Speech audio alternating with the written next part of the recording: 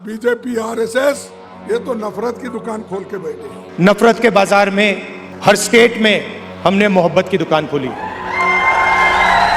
कोई सेंस है इस बात की? अभी पता चलेगा।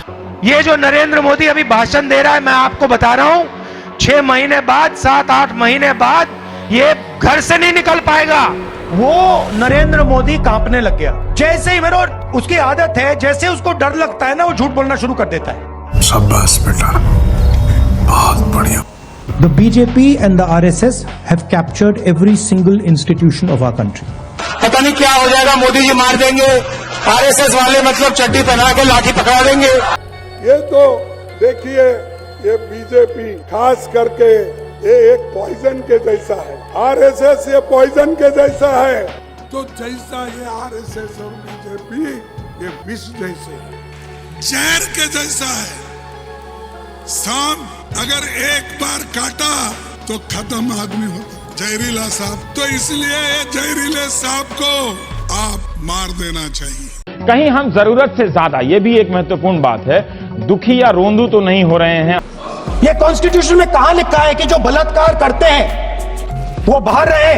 ये आपकी किताब में लिखा हुआ है, मनुस्मृति में लिखा है, मगर कॉन्स्टिट्यूशन में नहीं लिखा। अगर आप कहते हो कि यूपी में आपका राज है और वहां पे कॉन्स्टिट्यूशन नहीं लागू होता है, वहां पे मनुस्मृति लागू हो रही है। और आप अगर मनुस्मृति पढ़ेंगे, उसमें शूद्र और महिला को कोई अधिकार नहीं था।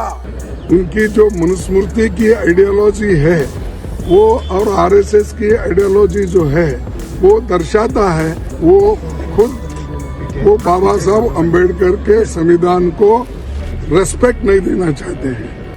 और ऐसे मोदी जी को अगर और शक्ति मिलेगी देश में, तो समझो फिर इस देश में सनातन धर्म और आरएसएस की हुकूमत आएगी। इन हिंदुत्ववादियों को बाहर निकालना है।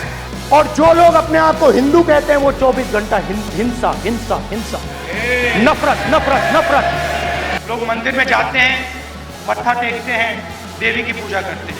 आपको कोई बहन कहता है, कोई माँ कहता है, मगर सच्चाई ये है कि वही लोग जो माँ और बहन कहते हैं, वही लोग आपको बस में छेड़ते हैं, वही लोग आपको दबाते हैं। अरे भाई, गंगा में डुबकी लेने से गरीबी दूर होती क्या? आपको खाना मिलता पेट को। जो मैं समझता हूँ मंदिर से भी पवित्र है, और वो है शौचालय। कि शौचालय देवालयों से भी महत्व रखते हैं। शिव कुमार दहरिया, देखो इनका भी नाम शिव कुमार। अबे बराबर है, राम का मुकाबला कर सकता है। अबे बराबर है, राम का मुकाबला कर सकता है। मल्लिकार्जुन ये कितना 12 लिंग में से एक पवित्र लिंग हूँ मैं। दलित और गरीबों की बेटियों को मंदिरों में रखा जाता था, मंदिरों में रखा। तो मंदिर छेड़छाड़ की जगह है। मुख्यमंत्री आवास में भी शिविर है, इसकी भी खुदाई होनी चाहिए। सच में हमारा मानना, हमारा भरोसा है। मैं अयोध्या में गया, जैसे स्टेशन से नीचे उतरा, हमको सामने प्रभु राम मिल गए। हमने कहा प्रभु धन्य, आपने दर्शन यही दे दिए, लेकिन आपको तो इतना भव्य मंदिर बन गया, आप यहाँ क्या कर रहे हैं? बोले मंदिर तो बन गया है, लेकिन वहां पे पानी टपक रहा है। बोले बेटा मैं तो ढूंढ रहा हूँ। हमने कहा किसको ढूंढ रहे हैं? बोले बेटा उन्हीं को ढूंढ रहे हैं जो हमें लेके आए थे। कुंभ में सर जिस तरह से भीड़ बढ़ रही है, सब कुंभ का क्या कोई मतलब है? फालतू है कुंभ, फालतू है कुंभ। अयोध्या में मंदिर खोला, वहाँ अदानी दिखे, अंबानी दिखे, अमिताभ बच्चन दिखे, बॉलीवुड पूरा दिख गया। डांस गाना चल रहा है, प्रेस वाले हाय हाय हाय कर रहे हैं, नाच गाना चल रहा है, डांस चल रहा है। कि अयोध्या में जब रामलला का मंदिर का उद्घाटन हो रहा था तो वहां पे नाच गाना चल रहा था। अरे जिंदगी भर तो यही तुम्हारा खानदान करता रहा।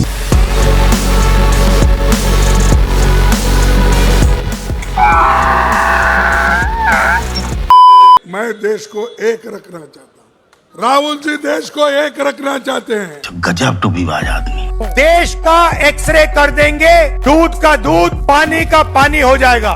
और जैसे ही हमारी सरकार आएगी, मैं आपको बता रहा हूँ, पहला काम जाति जनगणना होगा। पहला कदम जाति जनगणना है। तो ये क्रांतिकारी काम है इस काम को पूरा करने के लिए आप सब लग जाइए।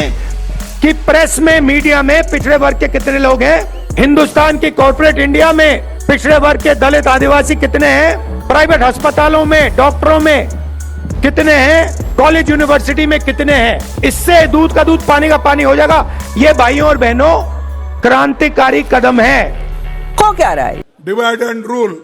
मैं आपसे पूछ लेता हूं, इस कमरे में दलित कितने हैं? अब मैं आपसे पूछता हूं, ये बड़ी बड़ी जो कंपनियां हैं मीडिया वाली, इनके मालिकों की आप लिस्ट निकालिए, मुझे दलित दिखा दीजिए उनमें। आपको एक दलित नहीं मिलेगा।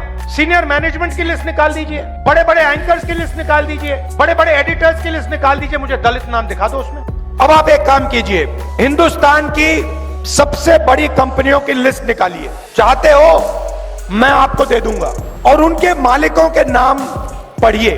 200 मालिकों में से आपको एक मालिक आदिवासी वर्ग का नहीं मिलेगा। मिस इंडिया की लिस्ट निकाली मैंने, मिस इंडिया की, मैंने कहा भैया इसमें तो होगा, मतलब एक दलित महिला तो होगी, एक आदिवासी महिला तो होगी ना दलित है, ना आदिवासी, ना ओबीसी, कोई नहीं। पिछड़े वर्ग को, दलितों को, आदिवासियों को, ओबीसी है, दलित है, आदिवासी हैं, पिछड़े कितने हैं, दलित कितने हैं, आदिवासी कितने हैं? आदिवासियों की, पिछड़ों की जाति जाति जाति जाति जाति जाति जाति जाति।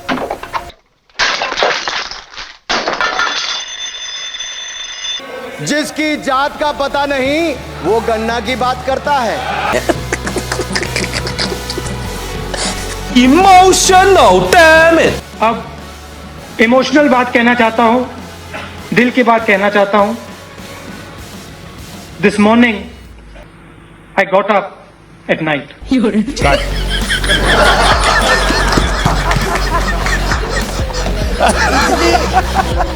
अगर मोदी जी कल हिंदू धर्म पे डिबेट करें राहुल जी के साथ, तो मैं दावे के साथ कह सकती हूँ कि राहुल जी के सामने वो बोल नहीं पाएंगे। तपस्या का मतलब शरीर में गर्मी पैदा करना, समझिए।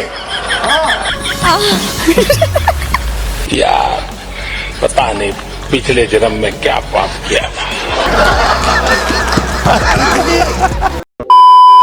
एक युवा नेता बताता राहुल गांधी खुद को, जो 56 साल का है, 4 साल के बाद 2 पेंशन उसको एक साथ मिलेगा। पहला होगा वृद्धा पेंशन, दूसरा होगा रंडवा पेंशन, दोनों पेंशन मिलेगा उनको। मस्त प्लानिंग।